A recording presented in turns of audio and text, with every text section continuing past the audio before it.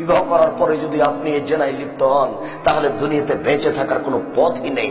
আপনি দেখুন, আপনাকে মুসলিম গ্রন্থ থেকে একটা হাদিস শোনাই, যাতে তুমি গ্রামে দিয়ে গ্রামের সম্প্রদায়ের একজন মহিলা আসলো, এসে রাসূলের দরবারে বলল, তাহেরুনি ইয়া রাসূলুল্লাহ, আল্লাহ রাসূল আমাকে পবিত্র করুন। তখন আল্লাহ রাসূল বললেন, ইরজিই, তুমি বাড়ি ফিরে যাও, আস্তাগফিরুল্লাহ, তুমি আল্লাহর নিকটে ক্ষমা চাও, ওয়া তুবি ইলাইহি, তুমি তওবা করো, আল্লাহ তোমাকে maaf করে দিবেন।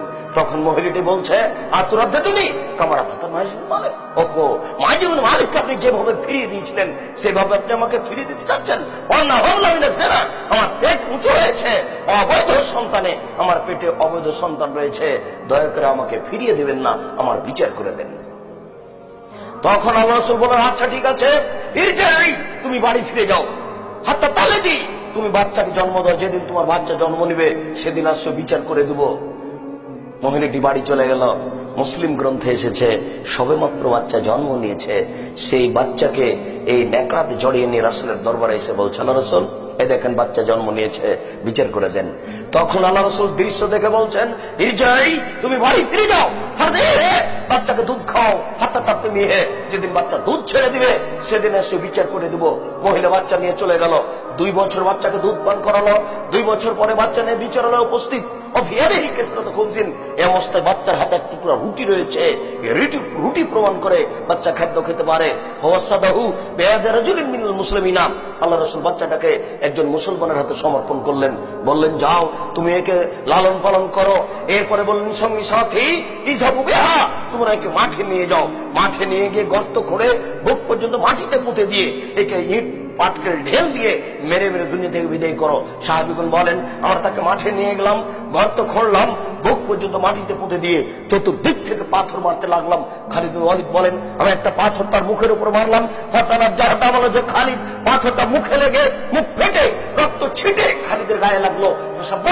খালিদ তাকে গালি দিয়ে বসলেন, ছিছি, একজন জেনাকারিনী মহিলার গায়ে রক্ত আমার গায়ে লাগলো, এরকম কিছু বলে তিনি গালি দিলেন। আল্লাহ রাসূল বললেন, বলেন খালিদ, খালিদ থামো, তুমি একে গালি দিও না,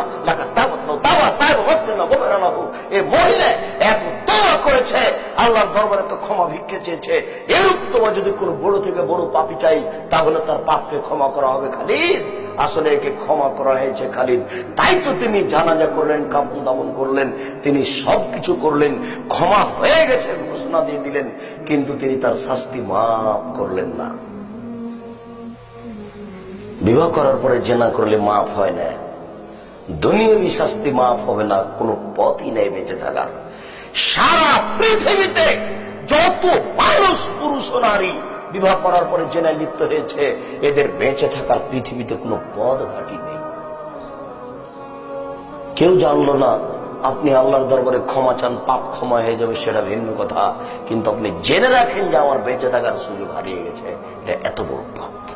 যে পাপ মানুষের কাছে কিছুই না, যে পাপ মানুষের কাছে কিছুই না।